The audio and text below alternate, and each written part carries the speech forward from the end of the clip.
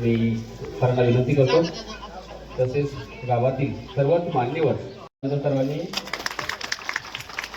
हे गाव तर पिंगोरी आणि इतिहासात या गावची आहे आणि या गावचा वारसा असाच तेवत चालू आहे। रात्रंदिवस हे पहारा देणारे हे सुंदरसं गाव आहे आणि ही माती अशी पवित्र आहे, कारण या मातीत जन्माला येतात हिरे आणि देशसेवेसाठी कामाला येतात ते हिरे असतात। कारगिलच्या युद्धात शहीद झालेले शंकर राजाराम शिंदे यांचं देखील विनंती करतो त्यांनी ध्वजारोहण करण्यासाठी जायचं आहे। ध्वजारोहण झाल्यानंतर राष्ट्रगीताला सुरुवात होईल। सर्वांना विनंती आहे, पोलीस दलात आणि या सैन्य दलाच्या भारत माता की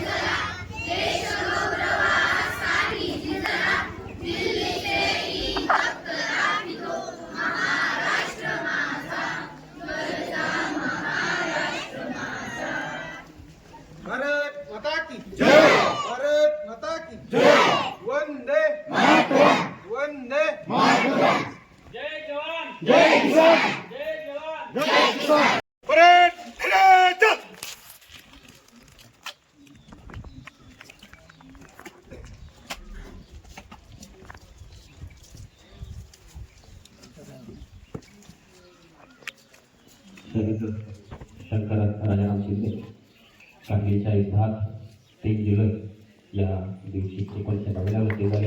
भारत माता की शहीद शंकर शिंदे, शहीद रमेश शिंदे, वंदे वंदे वंदे।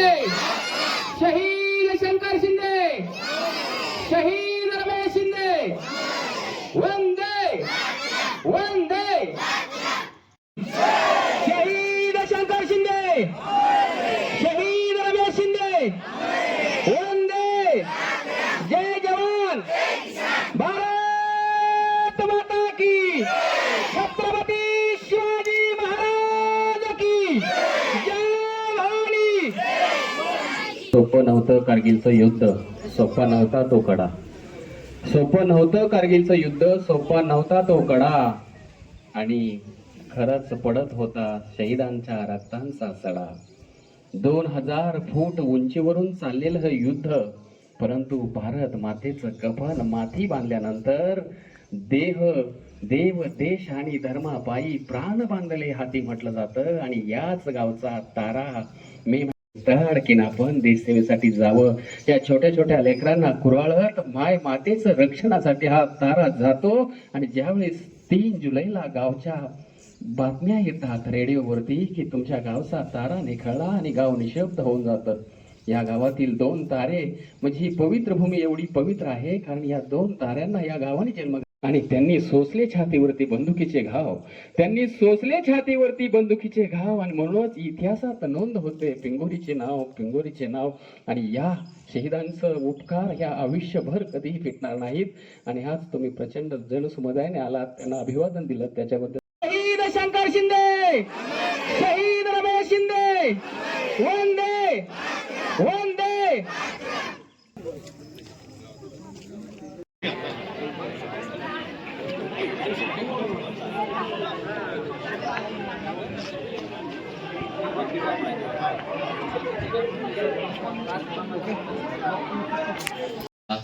बरोबर 23 दिवस झाले आणि 3 महिने चाललेलं हे युद्ध जवळजवळ फार डेंजर युद्ध होतं. आपला तुम्ही छोटे असाल किंवा नसाल मला माहित नाही, परंतु 2000 फुटांवरून लढाई झालेली होती आणि त्या लढाईमध्ये भारत 1% जिंकेल असं सगळ्यांचं मत होतं. परंतु प्राणाची आहुती देऊन रक्त सांडून आपण त्या ठिकाणी जिंकलो आणि कारगिल आपण मिळवलं, ताबा मिळवला. ही गोष्ट खरंच फार सोपी नव्हती.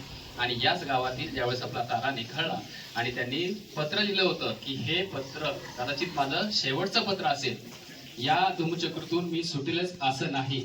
आणि माझ्या अवतीभोवती तोफांचे गोळे फुटतायत, माझ्या अवतीभोवती शत्रूंचे बॉम्ब फुटतायत आणि या धुमचक्रीतून मी सुटेलच असं नाही, असं पत्र लिहून त्यांचा म्हणजे ज्यावेळेस इकडे हे आले बॉडी त्यावेळेस अख्खं गाव भरून गेलं होतं. 3 दिवस आपल्या गावातील कोणाच्याही घरच्या चुली पेटल्या नव्हत्या. असं पवित्र कार्य आहे आणि त्याच कार्यासाठी आज आपण जोरदार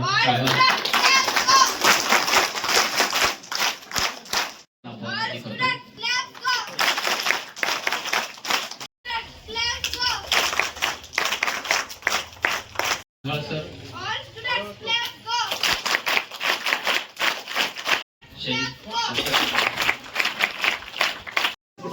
उभे राहायचे.